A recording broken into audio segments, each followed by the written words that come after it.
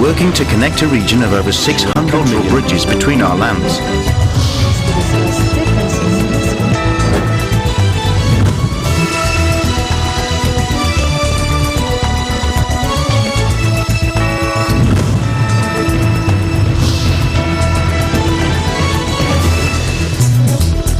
Hello and welcome to ASEAN in Focus. I'm Judith Yamera delivering to you the latest news in and around the ASEAN region on today's headlines. Malaysia's toppled leader Najib Razak will learn Monday if his first trial over the 1MDB scandal will proceed in a key test of efforts to bring him to justice over the multi-billion-dollar fraud. A landmark trade deal between the EU and Singapore, a major hub for European businesses in Asia, will go into effect on November 21st, a statement said on Friday. And Singapore targets e-scooters after accidents.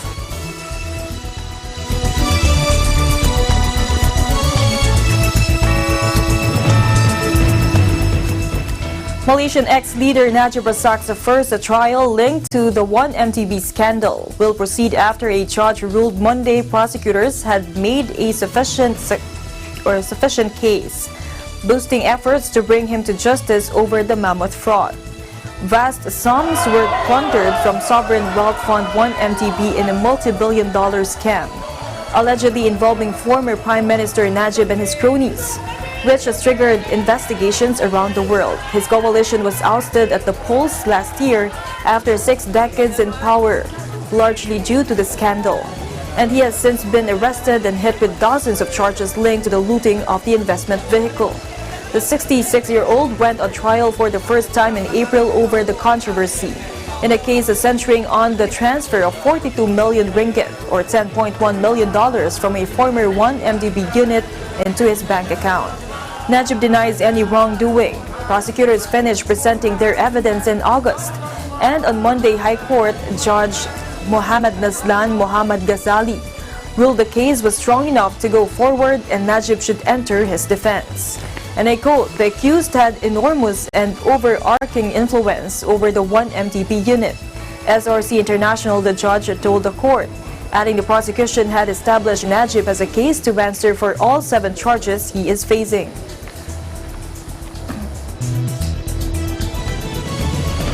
Meanwhile, Cambodia's exiled opposition figurehead Sam Rainsy arrived in Malaysia Saturday as he sought to return home to rally his supporters against strongman Hun Sen, while security was beefed up at the kingdom's borders and in Phnom Penh.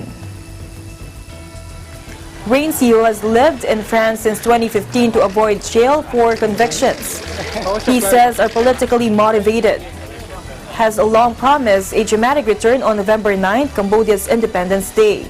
But Hun Sen, who has ruled Cambodia since 1985, has vowed to bar him and other exiled figures from his party, which was outlawed ahead of much criticized elections last year. Dozens of activists have been rounded up in recent weeks in Cambodia, while the authoritarian leader has called on neighboring countries to help thwart the opposition's attempts to return for what he has described as an attempted coup. After being barred in Paris Thursday from getting on a flight to Thailand, Rainsy boarded a plane a day later and arrived at the main airport serving the Malaysian capital Kuala Lumpur, the AFP journalist. A beaming Rainsy told his reporters to keep up the hope as he arrived, and that he was determined to get home. And I quote, "They are on the right track," Rainsy, a founder of the Cambodia National Rescue Party, or CNRP, told reporters at the airport. "Democracy has prevailed in Malaysia. Democracy will prevail in Cambodia. Malaysians ejected a corruption-plagued government that had ruled the country for over 6 decades in a historic election last year and voted in a more reform-minded alliance." Of course, I want to go back to my home country. So this trip, do you plan to go back home to Thailand? No, I cannot say anything here now. But you plan to go back home, sir? You want to go back home? I will go back home, of course. It is my right and also my duty. Looking forward for your return, sir. Keep up the hope. We will win. Keep up the hope. We are on the right track. Democracy will prevail. Democracy has prevailed in Malaysia. Democracy will prevail in Cambodia. we look up Malaysia as our model to strengthen democracy in a peaceful way. A senior Cambodian opposition figure Friday accused strongman Hun Sen of a gross human rights violation by seeking to stop exiled members of her party from returning home this weekend, insisting they had not given up. Members of the opposition are trying to get back to Cambodia to support their leader, Rainsy, who wants to make a dramatic end to his self-exile to mark Cambodian Independence Day on Saturday. But Hun Sen, an authoritarian leader who has ruled Cambodia since 1985, has vowed not to allow them to return and sought support from regional neighbors to thwart the opposition's plans. Defiant Rainsy, who has lived in France since 2015 to avoid convictions, he says are politically motivated, has repeatedly called Hun Sen a traitor, prompting ire from the government which sees his much-trumpeted return as a coup attempt. The obstacles to their return now look insurmountable. Rainsy was stopped from getting on a Thai Airways flight in Paris Thursday, while his deputy Kem Sokha was detained a day earlier as she arrived in Malaysia. But following her release late Thursday, Sokha told media she would still seek to return to Cambodia by traveling overland through Thailand, even though the premier has indicated the opposition figures won't be allowed to transit through the kingdom. Despite the Thai move, the former women's minister appealed to neighboring countries to allow them to transit. We appeal to all governments to be with us, to see us go home safely, and also to neighboring countries to give us safe passage for a better Cambodia, safe passage so that the people of Cambodia can live as free people, as independent people, not depending on one man or what we are very worried, not depending on the presence of China. The question is, again, why is Mr. Hun Sen sending troops? I mean, not just small troops. We are talking about thousands of armed of police, military police, and even the army. Is Mr. Hun Sen declaring war on his people? If Mr. Hun Sen does not want democracy, as Dr. Mahathir says, if a leader does not listen to his people, that leader should not be allowed to stay.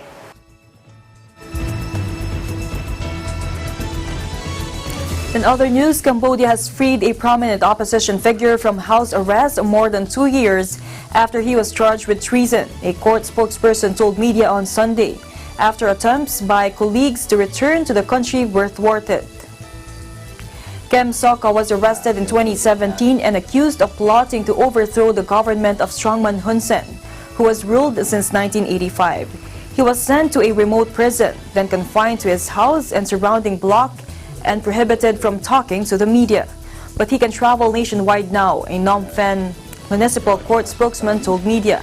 Sokha is the co-founder of the banned Cambodia National Rescue Party, which was dissolved ahead of controversial elections swept by Hun Sen last year. The new court ruling, which cited health concerns, forbids the 66-year-old from leaving Cambodia or joining political activities. Rights group says Cambodia's legal system is controlled by Hun Sen's government. Sokha said on Sunday that he was innocent and demanded the charges be dropped. The decision comes as Sokha's political partner Rainsy is waylaid in Malaysia with other CNRP officials after attempting a highly publicized comeback on November 9th, Cambodia's Independence Day.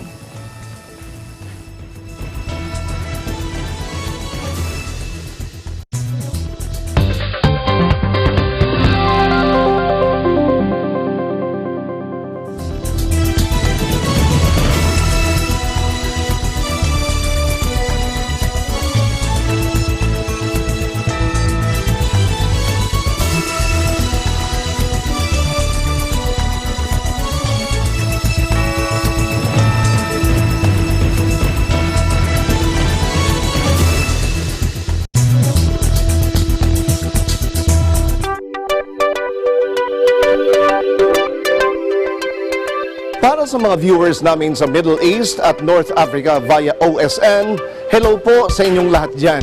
Ako po si Sam Cepeda. Ako po si Olivia Nagit Figueroa at araw-araw tayong magkasama sa Mata ng Agila. Dito po sa Net25 at OSN, sigurado at home ka dito.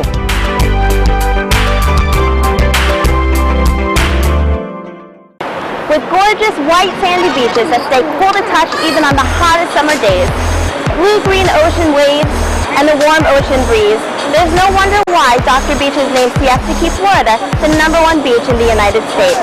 Don't forget to watch episodes of Digital Nest every Tuesday and Thursday at 7:30 p.m. I'm Melissa Protest, coming to you from Siesta Key, Florida, and I am one with 25.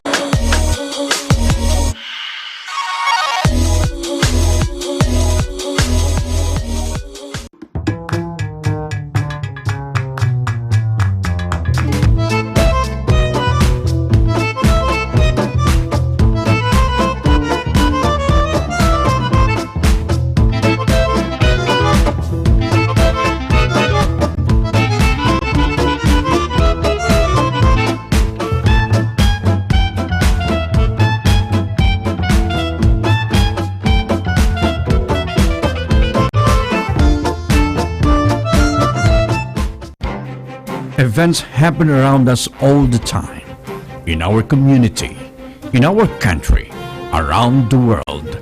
Events that affect people, move communities, or simply inspire us. Interesting events that people need to know. In these interesting times, we continue to be a competent partner in delivering news about these events. Fast, accurate, balanced, eagle news, because we live in interesting times.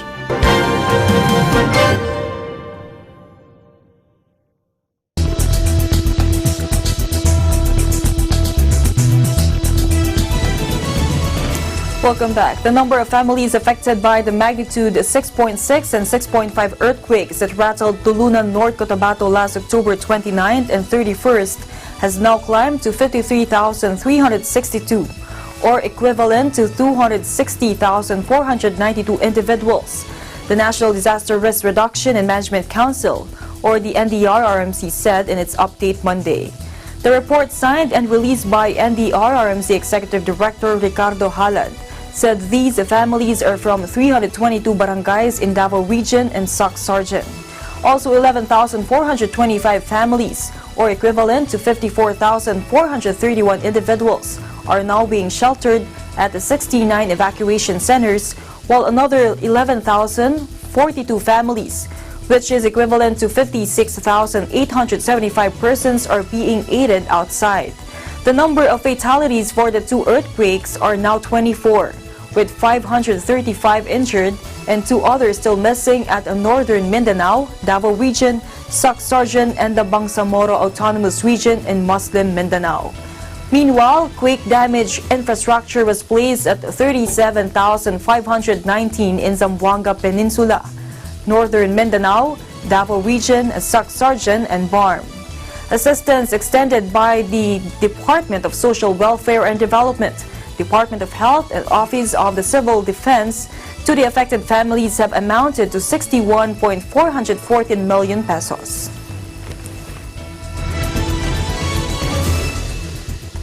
Meanwhile, a landmark trade deal between the EU and Singapore, a major hub for European businesses in Asia, will go into effect on November 21st, a statement said on Friday. Both sides have praised the deal as a strong rebuke to the rising protectionism that has been championed by U.S. President Donald Trump in Washington. Export powerhouse Singapore is by far the EU's largest trading partner in Southeast Asia, with a total bilateral trade in goods of over 53 billion euros, or $59 billion, and another 51 billion euros of trade in services. European Commission President Jean-Claude Juncker hailed the deals as a building block towards a closer relationship between Europe and one of the most dynamic regions in the world, the statement said. S. Iswaran, Singapore's trade minister, said the deal's entry into force is a strong signal by two like-minded partners on the need to continue upholding open and rules-based trade, the Bloomberg reported.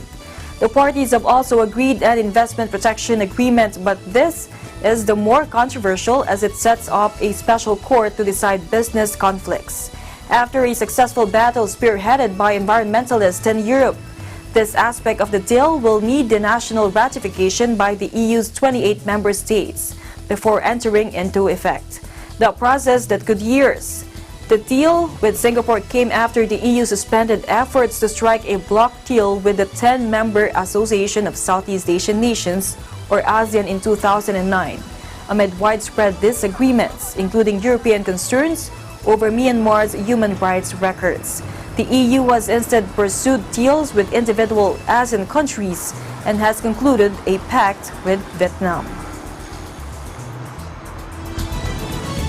A two-day inception workshop to plan for the comparative study on laws and policies on the management of migrant workers in the ASEAN region was concluded on November 8 in Dalat, Vietnam.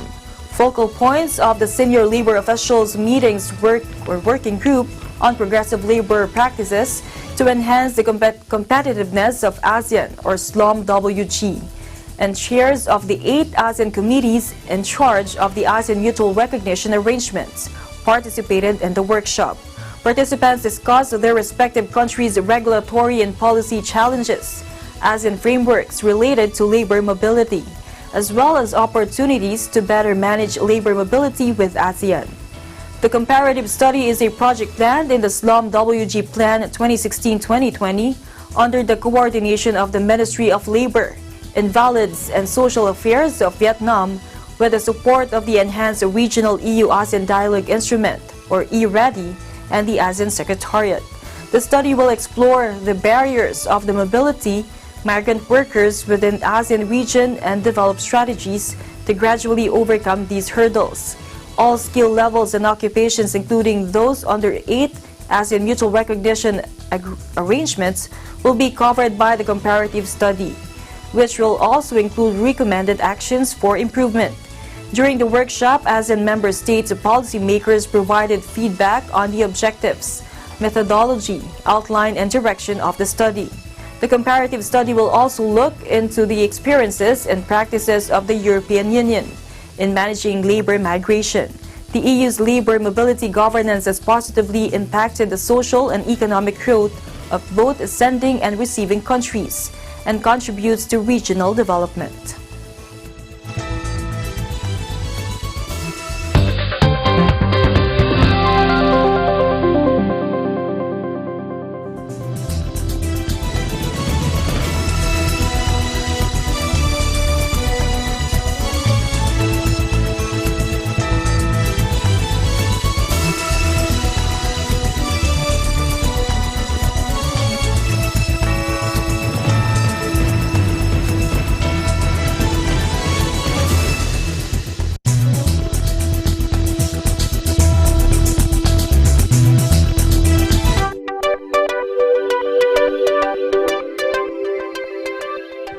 Net25 is now available on OSN, the largest entertainment network in the Middle East and North Africa. Hello po sa inyong lahat diyan. Ako po si Leo Obligar at araw-araw tayong magkakasama sa Piskante ng Bayan. Watch your favorite Net25 shows on OSN Channel 725, same day as the Philippines. Net25 shows live and on demand, anytime, anywhere, on any mobile device on OSN Play. Dito po sa Net25, OSN, siguradong at home ka dito.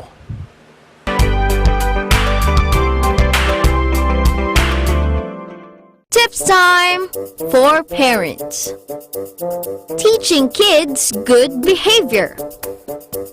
Small kids tend to be self-centered or only think of what pleases them. That's why they would do whatever they would want to at times. As they grow up, they need to learn good behavior so that they would gain more friends and act appropriately. Here are some tips that parents can do to teach good behavior. Encourage kids to wait for their turn by asking them to wait or fall in line.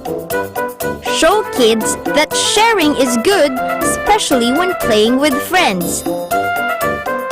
Tell them to use words instead of just actions, especially when they want something. Ask kids to make rules with you. Use pictures for the rules so they would understand. Make a schedule with your kids. Remind them to check every finished task.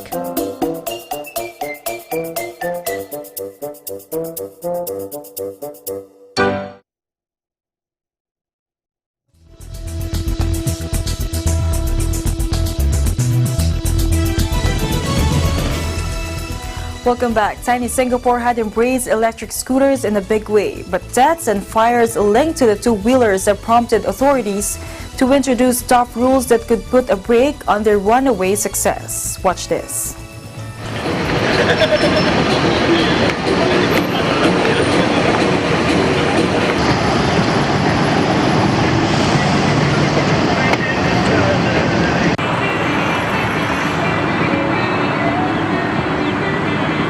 I think they are a environmentally friendly way to get around, but I can understand how they can be a hazard as well, considering how sometimes people just zoom around.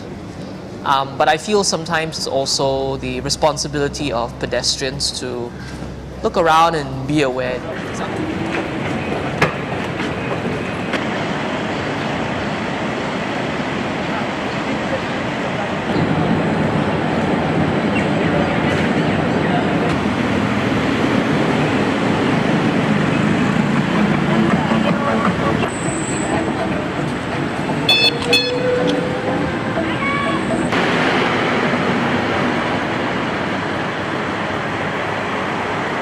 It's a very big problem for me because I'm a single dad. For me, it's very tiring for me to use bicycle to deliver. After that, going back home, I will be taking care of my son alone.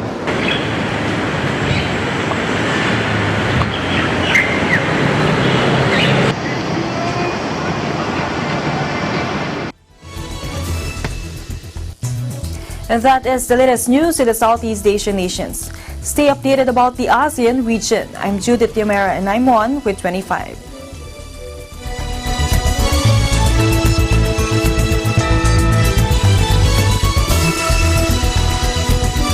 Guerrero, a surname of Spanish origin meaning warrior. Tayo mga guerrero ay mandirigma. Matatapang, hindi po iyakin. Guerrero! Guerrero! Dapat palagi mong kinakausap yung kuya mo, ha? Hindi naman, kundi tulog na tulog, Pagising na ka. Alam mo, kuya, hindi ko inakala magiging masaya ako din sa ospital. Halos lahat ng tao dito, naging kaibigan ko na. Haba pang araw.